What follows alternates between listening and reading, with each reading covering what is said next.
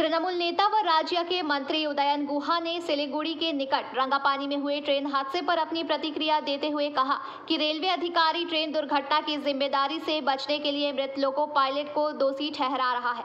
उन्होंने कल कहा कि रेलवे अधिकारी को इसकी जिम्मेदारी लेनी होगी। इसके साथ ही उन्होंने ट्रेन हादसे को दुखद करार देते हुए हादसे के शिकार लोगों को हर संभव सहयोग का आश्वासन दिया। गौरतलब है कि कल सुबह सिलीगुड़ी के निकट रंगापानी में कंचनजंगा ट्रेन से मालगाड़ी टकरा गई। इस हादसे में कई लोगों की मौत हो गई, जबकि काफी संख्या में लोग घायल हो गए हैं। ঘোষিত ব্যাপার, কিন্তু বাইরে যখন যাচ্ছে তখন তাদের পাশে গিয়ে দাঁড়ানো বা তাদের ডেড বডি নিয়ে যাওয়ার ক্ষেত্রে সহযোগিতা করা, সেক্ষেত্রে রেলের সেই রকম কোনো অ্যাক্টিভিটিস দেখা যাচ্ছে। আহত বা নিহতদের প্রত্যেকটা পাঠানোর দায়িত্ব রাজ্য সরকার তুলে নিয়েছে এবং বিভিন্ন ডিস্ট্রিক্ট অ্যাডমিনিস্ট্রেশন বলে দেওয়া হয়েছে, সব জায়গায় বলে দেওয়া হয়েছে এবং দলগতভাবে যারা মন্ত্রী আছেন, নেতা আছেন, তাদেরকেও বলে দেওয়া হয়েছে যে সব রকম সহযোগিতার হাত বাড়িয়ে দেওয়ার জন্য।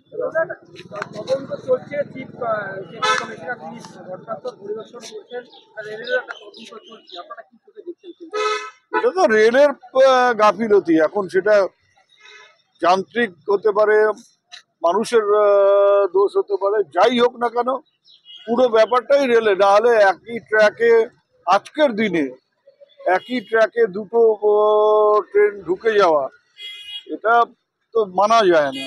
বারংবার একই ঘটনা, বারবার প্রত্যেকটা মানে দুর্ঘটনা পশ্চিমবাংলায় ইদানিংকালে যে ঘটনাগুলো ঘটেছে সবটাই একই ট্র্যাকে দুটো গাড়ি ঢুকে যাওয়া। আমাদের কাছে যে তথ্য এসেছে, যে তথ্য অনুযায়ী যে রেলের সিগন্যালিং ব্যবস্থাটা ফেলিওর ছিল এবং রেলওয়ে যে এনকোয়ারি টিম তাকে মৃত ড্রাইভারের উপর সমস্ত দোষটা চাপিয়ে দেওয়ার চেষ্টা। সেটা তো সুবিধে, কারণ যে লোকটা মারা গেছে তার তো আর বলবার কিছু থাকলো না, কিন্তু তার উপর দোষটা চাপিয়ে দিলে সে তো লেখা চুকে গেল।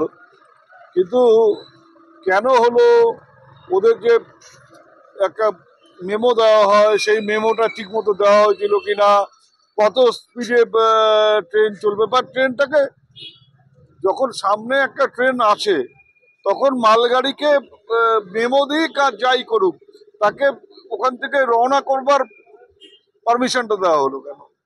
কাঞ্চনজঙ্ঘা ট্রেনের ড্রাইভারকে মেমো দেওয়া হয়েছিল, মেমো অনুযায়ী রেলের নিয়ম অনুযায়ী 15 থেকে 20 কিলোমিটার স্পিডে চলবে। যতক্ষণ না পর্যন্ত পরবর্তী স্টেশনে যাবে, পরবর্তী স্টেশন থেকে ক্লিয়ারেন্স আসবে যে পরবর্তী স্টেশনের লাইন ক্লিয়ার হয়েছে, তখন এই পেছনের গাড়ি ছাড়বে।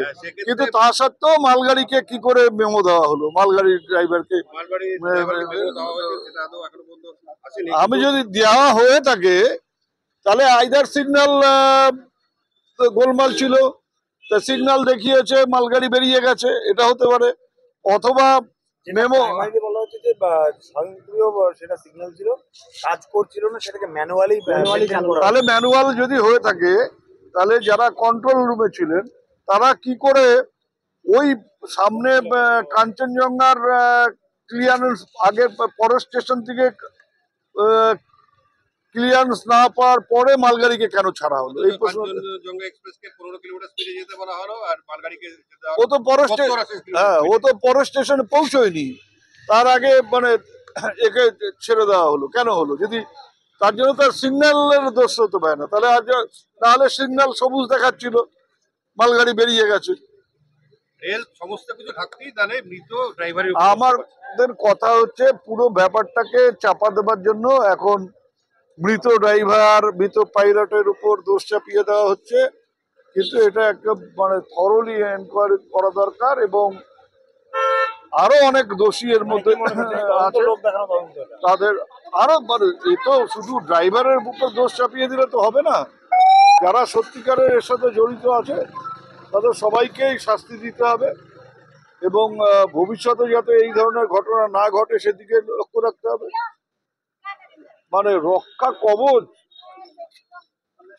মানে নিরাপত্তা, যাত্রী নিরাপত্তা, যাত্রী সুরক্ষা বলে ইন্ডিয়ান রেলে কিছু নেই এখন। এই ব্যাপার নিয়ে আমার কিছু বলার নেই। এখানে আজকে অনন্ত মহারাজকে এনে। Bureau report, PBTV news.